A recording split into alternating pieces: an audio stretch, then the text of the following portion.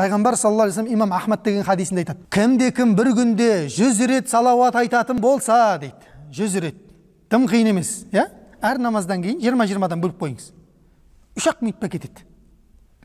100 салауат айтады дейді. Кімде кім 100 салауат айтса бір күнде, Алла оның ақыреттік 70 қажетін дейді, дүниелік 30 қажетін өтейді дейді. Ал 100 қажетін өтеп береді екен Алла. Ақыреттік ең көбін қаяққа алып қойып тұр, ең қиын кезеңге алып қойып тұр. Яумус сақ дейді, ең ауыр күн ол. Адамдардың қабағы түйіліп кетеді, ашылмайды адамдардың қабағы ол күні.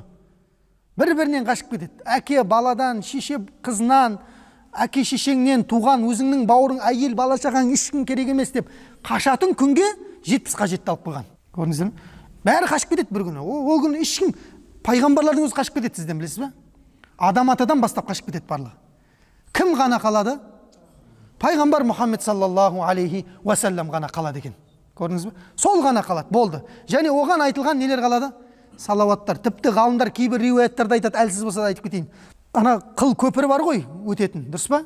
Көпірге иман келтірдік қой сол. Сол көпір, қыл көпір. Содан кімде кім дүниеде салауат айтса дейді, маған айтылған салауаттар 2 қолтығынан көтеріп алып өтеді дейді. Көзді ашып жұмғанша дейді. Және біреуіне құрбандыққа шалынған малдар деп айтады, дұрыс па? Естігенбіз ондай нәрселер.